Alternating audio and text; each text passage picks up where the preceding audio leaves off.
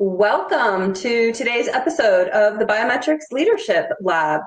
Here, our goal is to support you on your journey from lead to leader. Our topic today is 20 things your statistical programmer wants you to know. Thank you for joining us live today, and if you are watching a replay, thank you for taking the time to catch up. You can ask questions during the broadcast on the event notice on LinkedIn, and we will see them, so we'll try to answer them live, but we can't respond in writing. So if we don't get to your question, we'll answer it after the event in the comments or in an upcoming edition of our newsletter.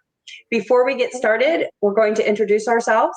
I am Amanda Cross, founder of Crossfield Coaching and Consulting, an executive biometrics consulting agency dedicated to helping small to mid-sized companies and teams deliver biometrics in a better way. With decades of experience in clinical research from statistician to COO, I leverage my cross-functional experience and training to help teams integrate, communicate, and collaborate to improve their service delivery. I also help functional leaders professionally develop themselves and their teams. I'm going to turn it over to the panelists to introduce themselves. Evgeny? Thank you, Amanda, and hello, everybody. I'm Evgeny Starostin, Director of Statistical Programming at Premier Research. I've been in this industry for about 18 years in different hands-on and managerial roles, including department management, process improvement, as well as process alignment and collaboration with other functions. Hi, I'm Jan Privak. My last position, I was a Senior Director of Stat Programming. I've been in the industry over 35 years, so lots of decades. I've been in the pharmaceutical, at a pharma company. I've worked as a contractor, but spent the majority of my career working at CROs, all the way from being a stat programmer to management. So, and I've seen a lot of change in that time. Hi, Amanda. Hi, Evgeny and John. Thank you, Amanda, for inviting to the Biometrics Lab. We are following, and actually this is a great idea to SMEs, the industry leaders, to be in the place and discuss some topics.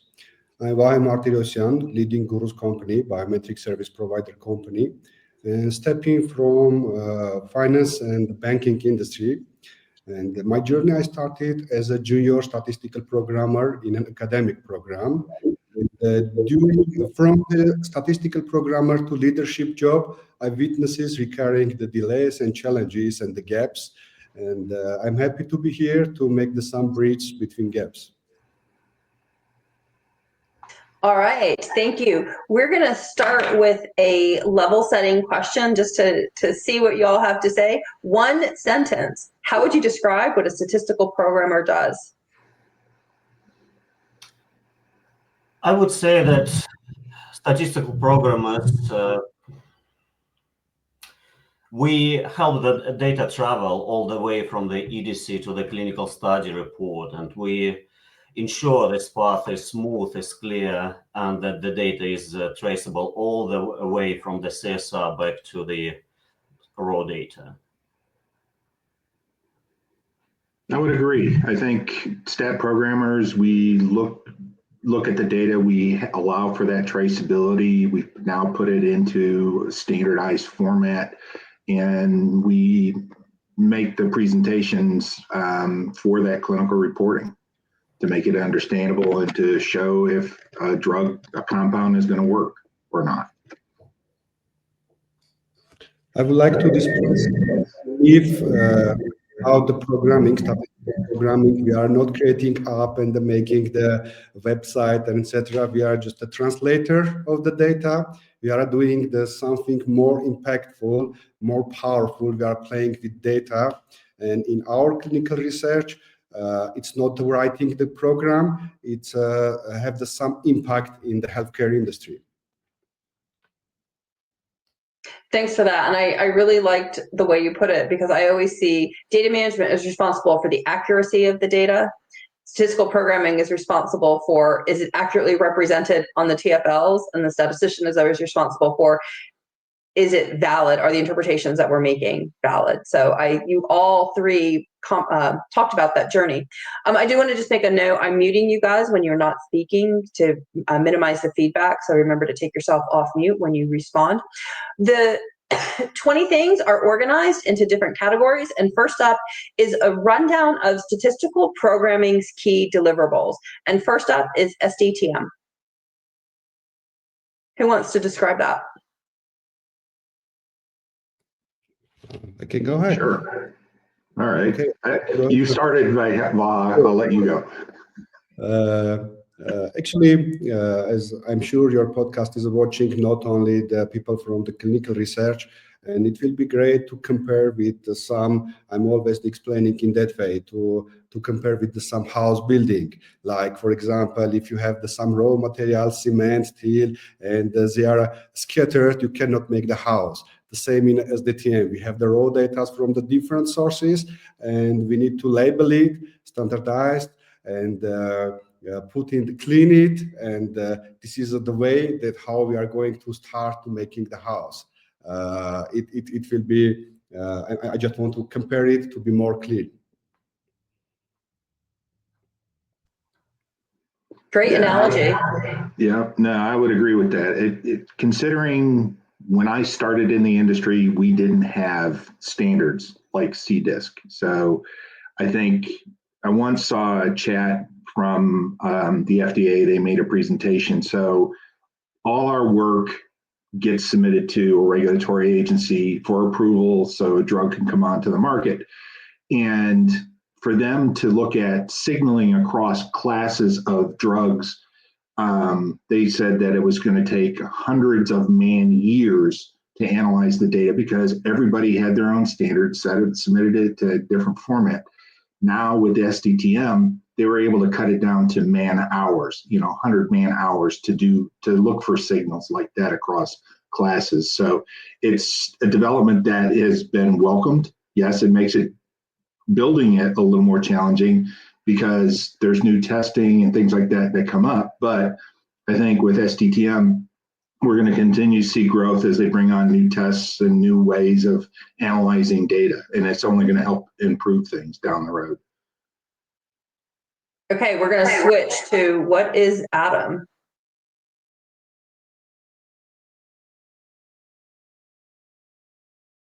Based on SDTM data, and the purpose of the ADAM data is to simplify generating of the tables, figures, and listings, and produce the statistical analysis results.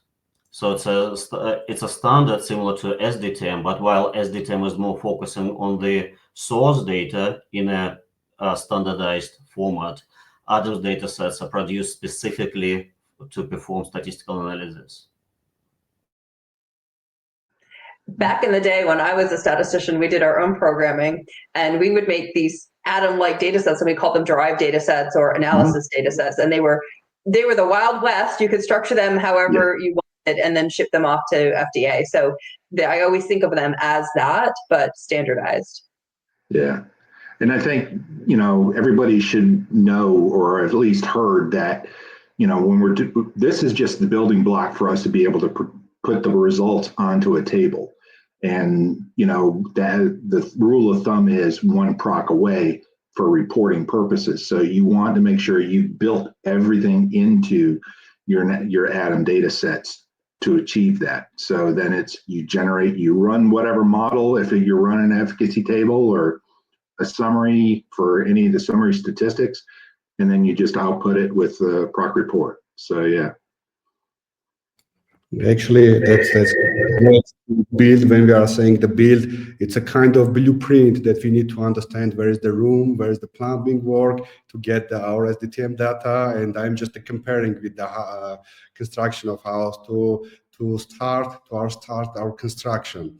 So yes, we need to know how to do that. Maybe it's answering on that question, how to do that, and where to get the final results. Which is a perfect segue to TLFs or TFLs. I never do know which way it goes, but they all mean the same thing: tables, listings, and figures. What are these mysterious TLFs? I think it should be furniture, lighting, and the painting of the house. We have everything now, and we need to see the graphs, figures, and what we structure. We need to understand and the view, and it's actually easy to understand, like the listings, like the graphs, like the figures. Each step from the TLF part in his own way. It's important, and keeping us to close the whole data structure understanding.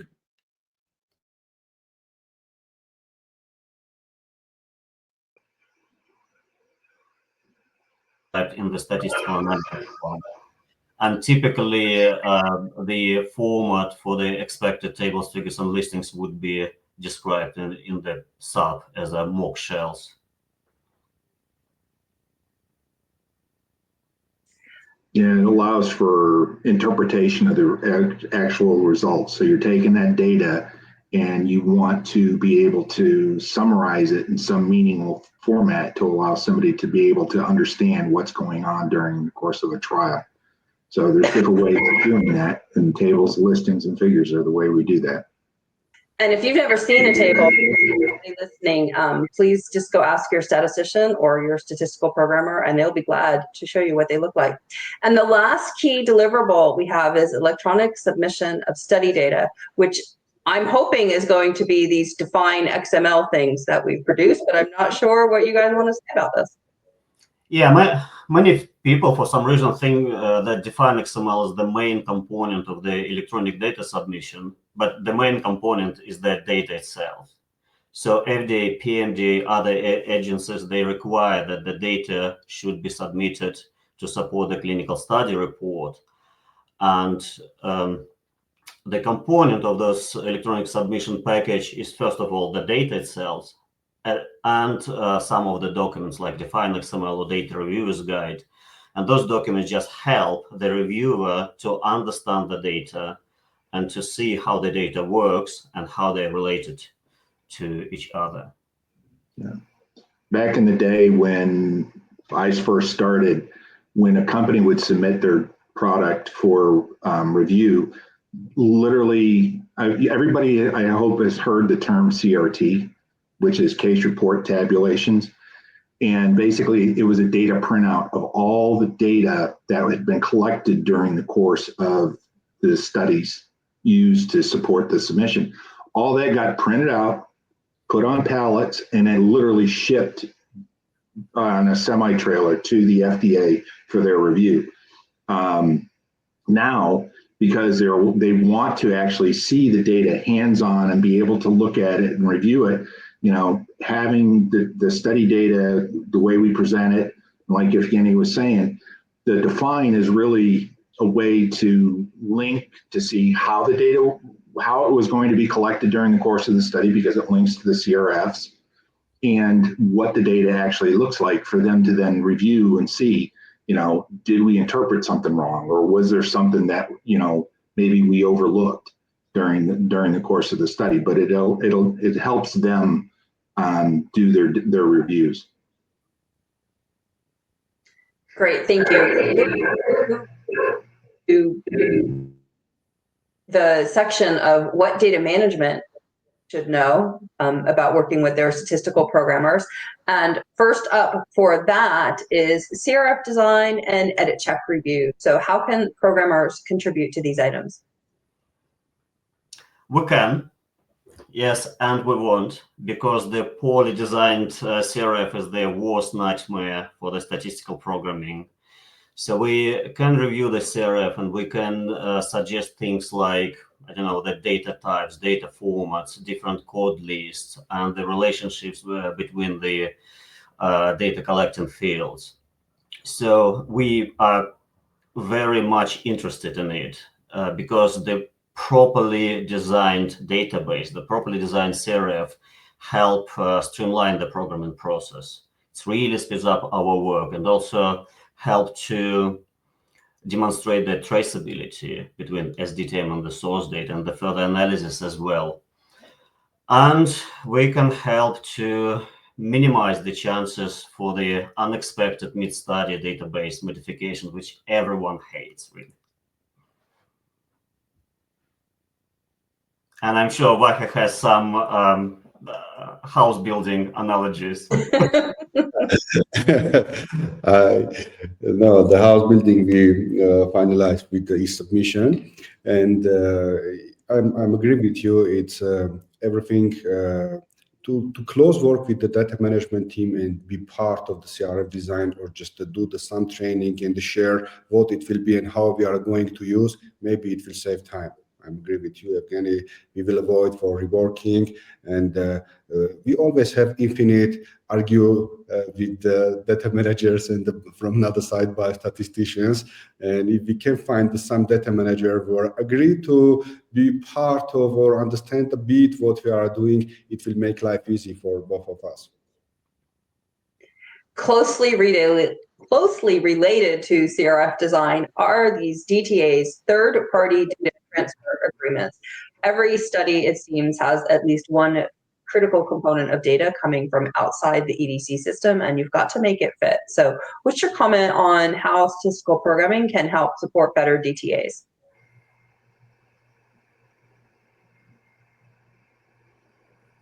I think with something with the DTA, like you said, considering how many times there's external data not collected in the EDC system, you want to make sure that there's connectivity from the external labs to the lab visits that was collected during the course of the study. So you have it recorded in the EDC system, but you also need to make sure that there's a link to the data you're about to receive, and you want to know what format it is, because as a programmer, you're going to have to map that to SDTM. So, and we talk about third-party data transfer agreements, but at the end of the day, we also have to create a data transfer agreement when we hand the data off to the sponsor, if you're working on the CRO side. So you need to know how the data is going to come. How are you presenting it? Is it going to come through a certain way? Is it going to be a SAS data set, or is it going to be a spreadsheet or a CSV file or a text file? So you need to be prepared for that. So reviewing those things are very important.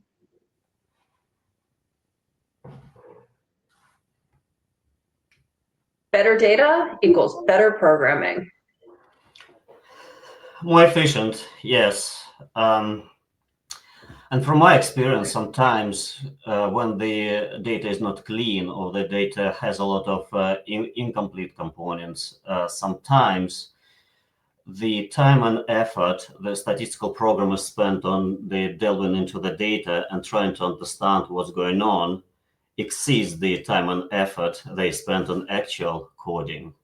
So the statement is very true. The better data means more streamlined, more efficient programming, and more expected results. Yeah, I'm agree with you, Evgeny. Sometimes we are going to way with exclusion, like the finding the data and excluding this, and what the left at the end, we understand how we need to use this raw data. Closely related to that, as I wanted to highlight this item, is how, when, and why stat programmers review data and what they're looking for. I will die. This is one of the hills I will die on. I think data management looks at data one way, statisticians look at it another way, and programmers look at it a different way. And sometimes these teams tend to think the other person or the other two teams are going to do all of the work, and it becomes different for them. So highlight for the audience here what statistical programmers are doing when they're reviewing the data, because I think they're not responsible for cleaning the data. So what are you responsible for looking for?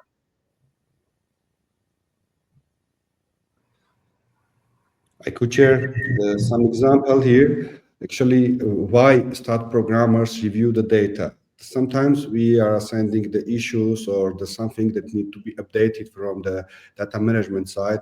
And unfortunately, we have the many cases when something is updated, another part of the data is coming to with issue. That's why we are going to review whole data from scratch to understand is everything is correct or no. And there is a no issue, there's a no new issues came, or the data is not restructured. And there's a cases when we asking the second update, the first issue is coming back again. So this is one way that making the statistical programmers to do, and because we are working, we are responsible for that data. We are responsible, and we need to make sure that everything is clean and correct. That's why stat programmers review data. Yeah, but if you look at the processes and the procedures in many organizations, then statistical programming function doesn't have a role in the data cleaning process, which is fair enough. But we would accidentally come across the data issues, which we will report back to the data management. It may happen, for example, when we try to merge like lab data and the EDC data Jan mentioned before, or when we run some kind of data conformance validation. So when we review the produced tables, figures, and listings, and we would report the findings, the data issues back to the data management. And at times, data management gets the impression that we do clean the data, but normally we don't. And once I heard kind of a complaint from a data manager who told me, well, the programmers report the results of their review too late, too close to the database log. And well, in ideal world, statistical programmers would love to see data with no issues, very clean and nice and shiny data, but we do realize that it's not always possible.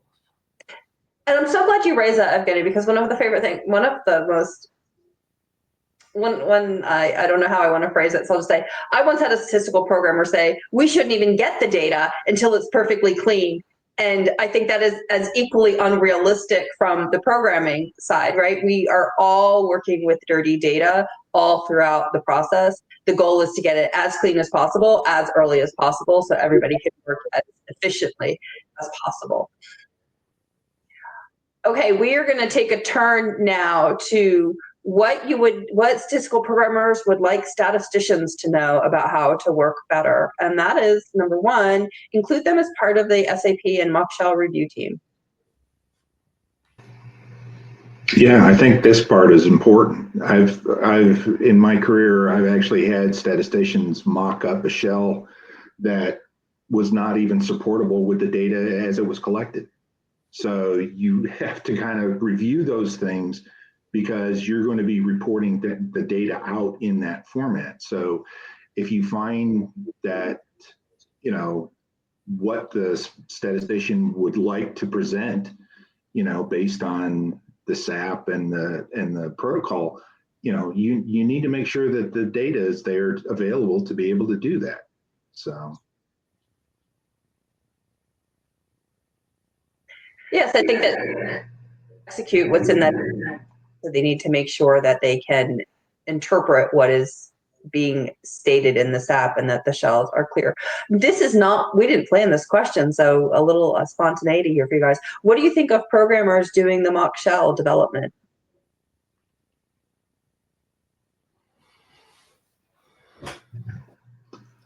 I think, you know, for some of your safety, I think programmers should be able to present some of that and set up the shells, you know, because a lot of that should be standard from study to study. It's when you start getting into the efficacy aspects of a certain trial, you know, there's so many different ways of analyzing data. You know, a CNS study is so different from an oncology trial and what's being presented and what they're looking for, that, you know, you need to have either somebody who's very senior and specialized in that realm, or have your statistician kind of do that. But I think in some of the cases with the standard safety, you know, a programmer should be able to mock up a shell for that. I think it's who actually develops the shell. So if the programmers are capable to do it, they can do it. So the important thing here is who owns the process. So the mock shells are the part of the statistical analysis plan, and the statisticians are accountable for the SAP, including the shells. So even if the statistical programmers or some other roles develop the shells, statisticians still need to review the shells and to ensure that they are in line with the plant analysis. Okay, the next two might be a little bit provocative in what we're saying, but statistical programming's message to statisticians: know the data. So, yeah, in recent years, I've just been witnessing that some of the statisticians, especially the younger generations, are more focusing on the developing the plans and reviewing the outputs, and don't really pay much attention to the source data. So just to continue Vahe's analogy, so the data is the foundation, is the building blocks of the whole statistical analysis pathway. And it's really important for the statisticians, from my perspective, to understand how the data is collected and how the data is then being transferred for the form suitable for the analysis. So if you know your data, you can build an efficient statistical analysis plan. You can draw a nice, simple and clear tale of shells. And you can then speak the same language with your programmers and your data managers. Actually, I will connect this question and previous question together. The statistician must know that data is coming from one vendor or different vendors. It's a PKPD data, in which format is it coming, it's MRIs, or understand the structure. And there is a statistical programmer who is reviewing the shells, and it's a kind of connection between the raw data and between the final result to understand. And it's again really very easy if the statistician will spend a bit time and check the raw data and understand the full structure and the help statistical programmer to create and work easy with whole process. Because if you don't know your data, if you don't know how it came, and you requesting, I need it like this, I need this, the statistical programmer cannot manage between the two gaps. You want this and we have this, how I need to connect it. The connection must be know your data. So the statistician needs to be a little bit a data scientist as well. No, not that term. Jan, anything to add? No, I think it's very relevant that a statistician needs to understand the data, the structure. Especially if they're going to do the modeling and have the model run, they're going to need to know, one, how is the data collected? What kind of censoring, if we're talking an oncology trial, there's a lot of censoring flags to be able to do PFS and overall survival, so you need to make sure, is the data available to be able to do that? And are we doing the right information? Are we pulling the survival from the right variables? So there needs to be an awareness on that part. I agree, and this is another one of those hills I'm willing to die on, and I've seen chatter on LinkedIn about it recently as well, which is a statistician needs to know all of these things, and they need to pop open the actual raw data and make sure it's saying what they think it's saying, and make sure that the summaries on the tables actually tie back to the raw data. I think there can be a tendency to say, well, I'm going to rely on SDTM or I'm going to rely on ATOM. And this is true, they should be correct and you should be able to do that, but nothing tells you what went on in that study with that patient as much as the raw data does. And understanding what the raw data says as its core is critical to making sure you are reporting correctly. I maybe simplistically say if SDTM captured everything, we wouldn't need a reviewer's guide. So, I think that there's a lot of components to knowing the data and knowing the structure. And since we just mentioned ATOM, bring up another provocative statement, which is the spec review for ATOMs. Make sure that as a statistician, you're taking the time to do that spec review. Yeah, again, I think this is one of those important steps that need to be followed, because Yeah, programmers should be capable of speccing the Atom data sets for the most part. But, once we start talking some of the efficacy things, unless they've been very, experienced working in that realm, chances are they're not going to understand what type of model and how to interpret that out of the analysis plan. So having that spec review to make sure, did we capture all the population flags necessary to do all the different changes or sets of tables as required in the shells? So I think you're going to need to do that spec review. Yeah, and from my perspective as well, I think there is the need to not only make sure that you've captured all the flags, but that the flags are all defined correctly.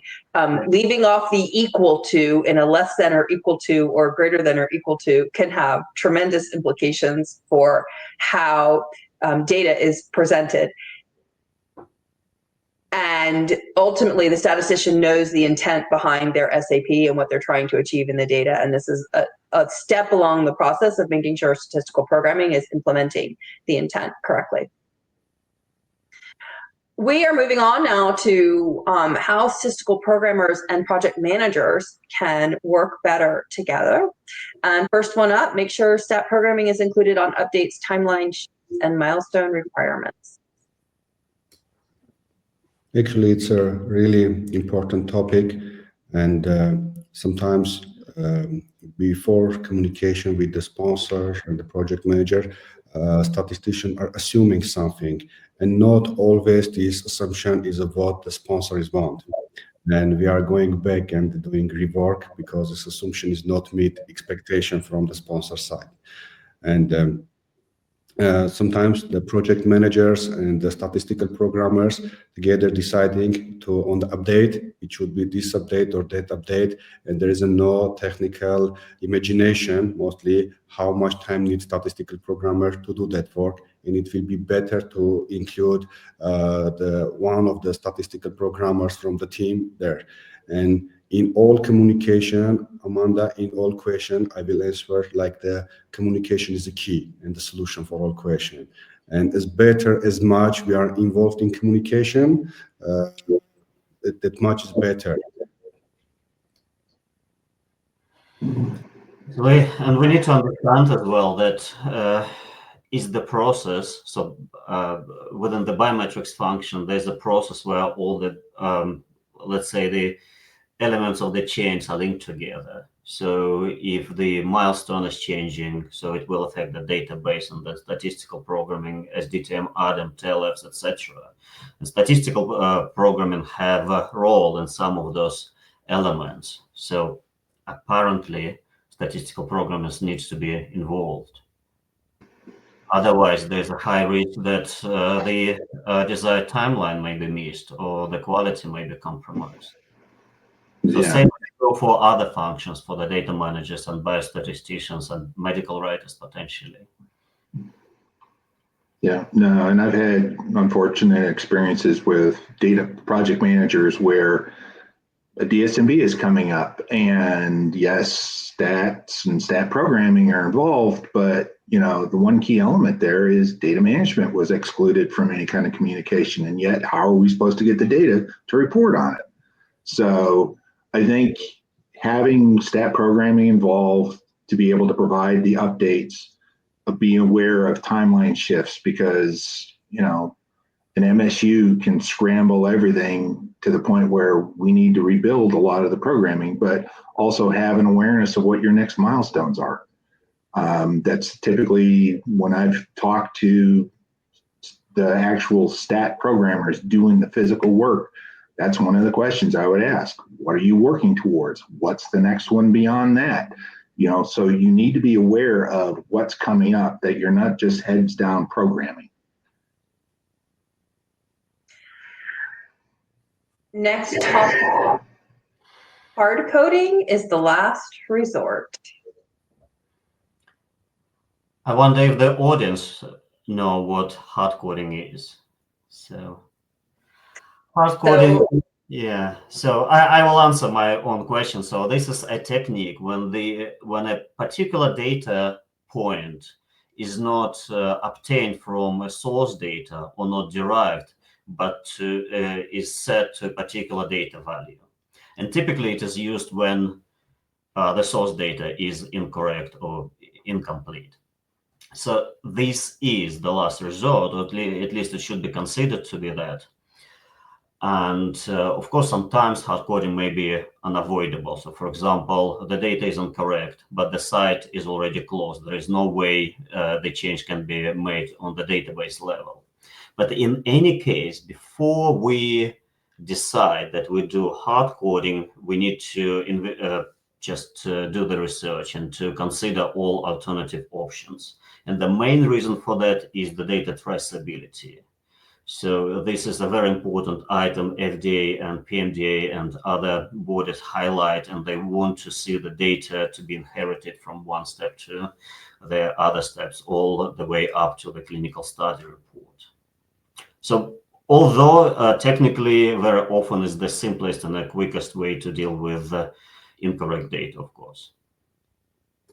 And actually, Evgeny, I would like to add that before doing hard coding, yes, you're correct. Sometimes we cannot avoid of that, but before doing hard coding, we need to have answer and proof that there is no way to logically solve that. Because when we get the request, kind of exclude this or do something like that, as a programmer, we need to think to make it flex, and in any update of the raw data or the data, it work logically, not just to take and exclude or add or I don't know, make some changes. So without answer on it's not possible to make it logically, we cannot start to hard code. We need to have this answer in our pockets as a programmer. Yeah, absolutely. And another important point, so if the hard coding is used, it needs to be transparent, and the hard coding needs to be explained in the documents which go to the regulatory submissions. So there is no way we would hard code the data and hide this. So. Agree. I think it's the last step. If you're at database lock and you just can't get that last piece of information clarified, or the site is closed or whatever, and you're going to have to hard code, make sure that you're documenting it and you're programming correctly, and make sure that there's some sort of documented agreement with the parties that are relevant, such as the sponsor, potentially the site, that you are making this hard-coded data change, and that documentation is getting filed correctly in the TMF, because you want to make sure that it can be clear that you haven't just randomly changed a data point. Okay, Evgeny, I think this one goes back to something you were making a point about earlier, which is a simple change isn't the same thing as a quick change. It is, yeah. So, yes, it is about the process. So the change which may seem simple may technically be simple, but we have the process and we have to follow the process. And the process is here for the reason, because the process is to ensure, well, quality of the results and integrity of the data we use. So a typical simplified process for a change, let's say in the data sets, would be to update the specification, to independently QC the specification, update the programs, QC the programs, and QC may be manual or electronic or the combination of those. Also, the documentation needs to be done around this. So trial master file needs to be taken into account. So that's the whole process, and this takes time. So yeah, this way, especially for the project managers, it's important to understand. So if, it's not a simple pushing the button thing. I think, Evgeny, this is the most dangerous request when project manager asking, oh, there's some simple change. This is the most dangerous request, and this simple change can have the butterfly effect in our lives and take it 2-3 days or overtime work because it's simple change. And sometimes if project manager is not deeply understanding or even not basically understanding how programming and QC are doing, how it's working, and they are for impressing sponsors, sometimes promising, oh, this is a simple change we will do in that time, and putting in the pressure programming team to make this simple change in the more time that we don't have, or more time that we didn't plan for that study. I agree with you because there's project managers, there's just a lack of awareness as to what the steps are for stat programming to make changes, even to build things. And I think it's on us that, okay, they can make the request, but we need to educate them as to the steps. I've done this numerous times with project managers in my career, and they eventually understand what the process is, and they actually work with us then down the road and understand, okay, what we're asking for, yeah, on paper looks simple, but we understand that this is going to take a little bit to make these changes because of the processes behind it. Closely related is this one: post-log processes and timelines support quality TLS and are difficult to shorten. And I'm just going to preface this with saying it's not that any of these timelines can't be shortened, and it's not that statistical programming and other teams aren't going to work with project managers and sponsors to report quickly when necessary. But there are timelines, and it does take time to work through the process, and it can be difficult to shorten at a moment's notice. Yeah, it is very similar to the previous item, right? Because there's a process, and some actions need to be followed by other actions. And for the TLF runs, it's you need to run USDTM and validate it, and then add them, then TLFs. And also for the table listings and figures, there is at least one round of the review by the statisticians, right? And very often there will be two rounds of the independent review by two statisticians, right? Like stat review and senior review, for example. And it takes time, especially if you want to get reliable and the quality results. So this review needs to be done thoroughly, and it takes time, of course. Let me go a bit far from the exact question and say, like, the project manager is one of the most important person in this industry, in our project. But unfortunately, we have the many project managers who are joining to clinical research industry from the other industries. And as much as they're perfect in their industry, when they are joining to this industry, there's a gap to understanding what we're actually doing. And it needs time, and it needs some training to understand, to keep that status, to being the good project manager. Because if the project manager, it's just a communication person between the sponsor and between the team, it will not work. That's a great point. And I like to think about project managers. They don't need to know everything about biometrics processes, right? Their eyes would glaze over from all the technical components potentially, or it's not necessary for them to do their job, whether they understand it or not.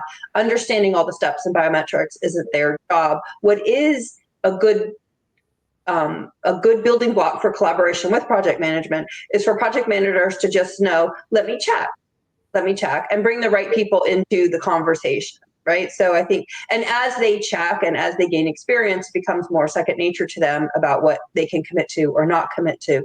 But in much the same way, if they don't know anything about, I don't know, medical writing, they're going to check with the medical writer. If they don't know anything about how long it takes to generate these TFLs post database lock and where it can be shortened, check with the team who's providing it. I think everybody wants to work to the same goal of expediting reporting to the extent possible. And it's just a matter of getting the right people to work together to achieve that.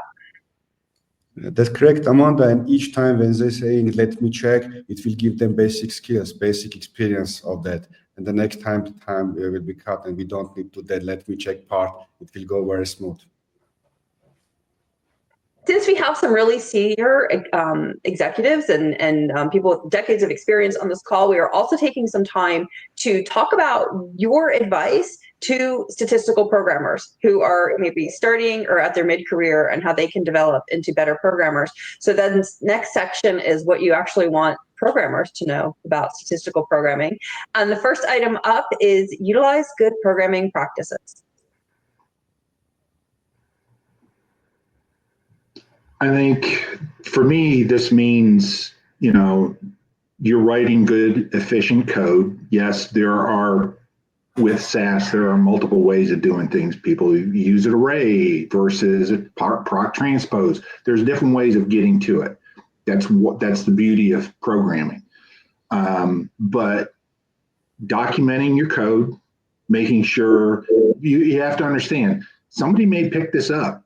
You may have moved on to another study. Somebody's going to have to pick it up. They're going to need to understand what you did in the course of this program. So, keeping it as simple as possible, allows people to help understand what's going on with the data that you learned to get to that point, and to pick it up and move forward with it if something should happen. They were very smart programmers. I worked with a group that were very smart programmers, and they over macrotized everything. Just because you can write macro code doesn't necessarily mean you should. And so we were taking the data or the programs from one site that did this programming and applying it to basically rerun the code here in the US. And we actually found an error. I actually had to delve down 5 levels of macros to find where the error happened, and then go back up to be able to fix it. So if it's going to take that kind of level, having somebody else pick up that code that it wasn't as senior as I was at the time, it refutes good programming practices. So, you need to try to keep it as simple as possible and understandable, because anybody's going to be able to need to pick up your program at some point. Yeah, completely agree. And good programming practices may be different in different industries. In the statistical programming, in the clinical research, so readability of the code and simplicity of the programming code is the highest priority. First, for the reason which Jan had highlighted, because somebody may need to pick up this code to make some modifications. And secondly, the code may be submitted to the sponsor if you're working for the CRO, and the sponsor may need to review this code to understand the programming logic. And also for for the analysis data sets and for some of the tables and figures, the code is submitted to FDA, and the reviewer needs to be able to understand this code. And the examples with nested multiple level macros it's a nightmare to read and understand. Actually, good programming practice document is the base, but it's not the all. We are not going to just write code. We need to, as my colleagues share, write it with the logic and clean. Yes, I always say someday one of your coworkers is going to win the lottery, not come back to work the next day, and you're going to have to pick their work up. So you want them to be using good practices so that it's easy for you, and so you should use good practices in case you win the lottery and then you don't come back. Be a co-owner of biometrics collaboration. I would use this phrase to everybody who is a team in any field within the biometrics arena. Collaboration is owned by everybody. You don't have to wait for somebody to try and collaborate with you. No, I agree. I mean, there's things that I've done in my past that can help benefit medical writing. There's things that I've done to help data management. Yes, was it under our remit? No, but it's going to make lives better and easier for somebody else. And so it's that whole collaborative thing. And I think it helps improve everybody's work-life balance down the road. Taking this back to something that you said earlier around maybe data management doesn't know there's a deep DSMB reporting coming up. If you're hearing something in a meeting that affects one of your related biometrics compatriots, go ahead and alert them. Hey, I was in this call and they were talking about this. Do you know about it? Because you all, data management, stats, programming, medical writing, need to work together to get to the end game, because their timelines are the ones that are most compressed. So look out for each other and take responsibility to make sure you guys can all get to the end sane, I guess I would say. Next one, be prepared to speak to the sponsor. Actually, the last question I can see under this responsibility. that programmer should put in the action what they do.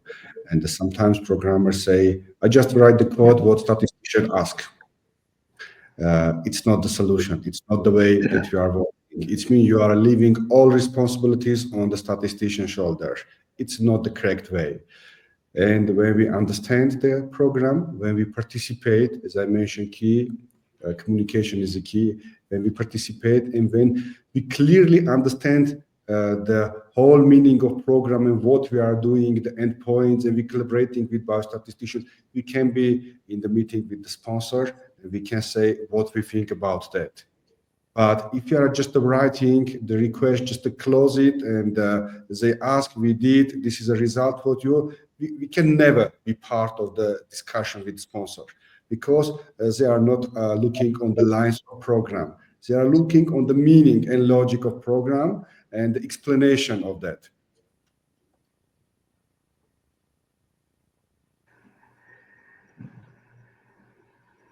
Any other thoughts on that?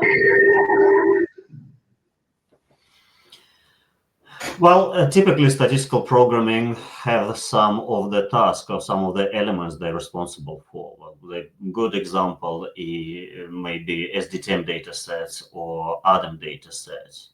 So it's just logical to engage with a dialogue with a sponsor when you need to explain some of your decisions, why you decided to collect data in this way and not that way. So what to provide some background information, some rationale. Also, so we spoke about the timelines and some unreasonable requirements for the timelines of delivery. So again, so if you as a statistical programmer may require longer time. So the sponsor, similar to the internal parties, may not know why it takes longer than they would like to get the results. So, and being the owner of the process, statistical programmer may be in the best position to deliver the message to the sponsors. Actually, I once had a sponsor, and this is particular more with people who are working in the CRO part of the business. But I had a sponsor where, we were contracted to take the data, provide the analysis plan, analyze it, create the STTM and ADAM data sets because they were eventually going to submit it to the FDA. And at the end of the day, we gave them the e-submission package and they had no clue what it was. And we actually set up a mini training session with the sponsor to say, this is what you're getting. This is what you need to provide to the FDA when you provide it, and this is the importance of the information, and nowadays with a lot of the startup companies, they haven't built up the experience in certain aspects of drug development to understand the importance of some of the things that we do. And so, as a programmer, you need to be prepared to explain those things to a sponsor. So. Okay, we're going to move on. This one, I think, is pretty closely related to being a co-owner of collaboration. It extends a little bit beyond biometrics, which is advocate for your own information. If there's something out there that you want to know, feel free to go find it out.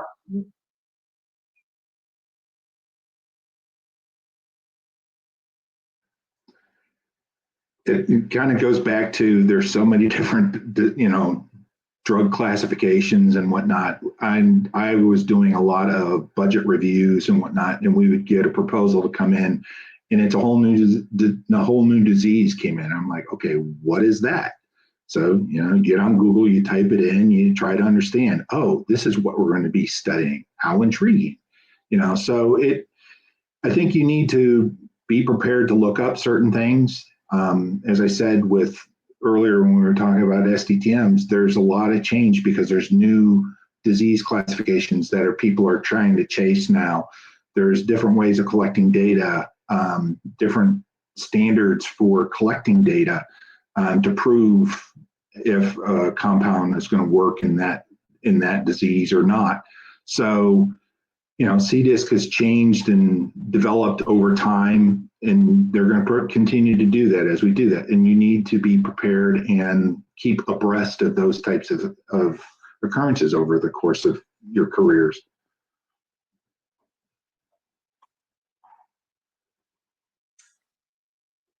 Last topic before we get to the last word is learn how to leverage AI. AI is one of the topics I get asked about a lot, so probably we'll do an episode completely dedicated to AI. However, I want to just, before there's any commentary on leveraging AI, I just want to say, make sure you know what your company's requirements and rules are around use of AI in your role before you go off using it in your day-to-day work. However, as a developing programmer or as someone who's still in the midst of their career, do understand how you can use AI, because AI will eventually impact the roles, I think, and you will be better placed if you know how to use AI than if you don't. But curious what the panel thinks of this comment.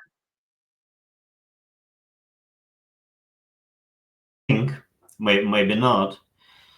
But as you, Amanda, say, it's important really to follow the company processes and practices and the requirements. So the clinical trials is a very heavily regulated area, and any use of any tools, including the AI, which is just a tool, right? So it needs to be authorized in order to protect the data, in order to protect the subject information, etc. I think many companies are going to have the SOPs for the using AIs because it's an ongoing process. And there is one thing, AI currently, I think in many areas, more marketing tool than actual marketing tool than actual tool. And when you use AI, it's making you be interesting. Oh, people are using AI.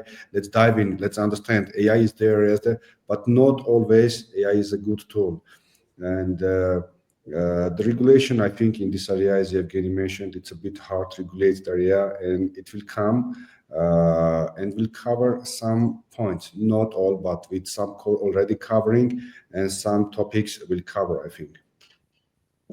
And I think that's a great point to make and to underscore, is that our industry is not known for moving at supersonic speeds, and we move very glacially. So even though AI has been the buzzword for the past, maybe 24 months or 30 months, 24 months, maybe even at this point, still how it's being used in our industry, I think it's a lot more marketing than practicality, but there are very practical uses. And the buzzy comment I always like to make is, I don't think AI will take your job, but your job will be taken by somebody who knows how to use AI.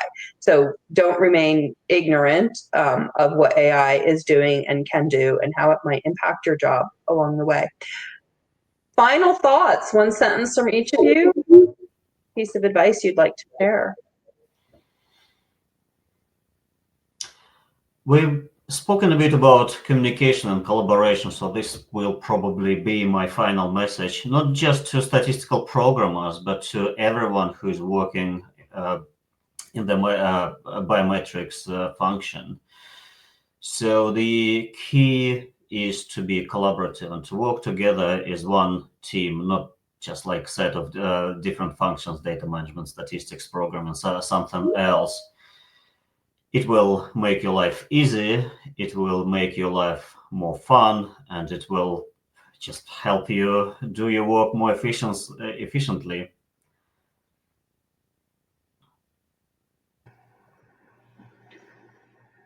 And I agree with what Evgeny said. And I think part of it is touching on one of the topics we had earlier, knowing the data. Understanding what is trying to be achieved with the study and understanding how it's collected, where it's coming from, and for me, and it still is, it's why I'm kind of in the industry, is in the long run, you're helping people. And that's, first and foremost. And so to see how some of these drugs act, and, some of them can be depressing. I've worked on childhood neuroblastoma studies, which, unfortunately, a lot of the kids passed away, but you were improving the life and hoping to, extend their lives for a little bit longer to be able to find a cure. So it's part of why I got into this, and it's grown, and to see those successes, keeps me going. That's great points, Evgeny and John, actually. And one more time, I want to mention that communication is one important areas. Keep everything mailed by mail. And if you don't understand, don't hesitate to ask. If you think something is wrong, just speak about that. That is a right way to grow up, have a career grow as well.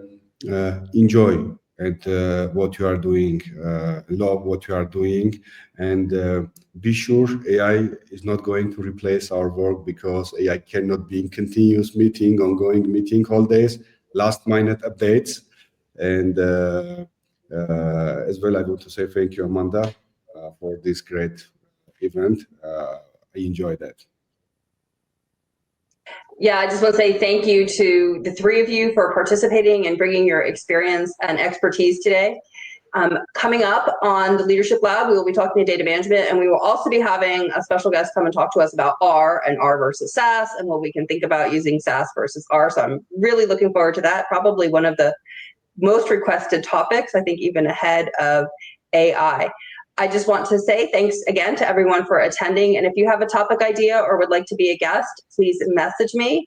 Other than that, have a great rest of your day. Thank you.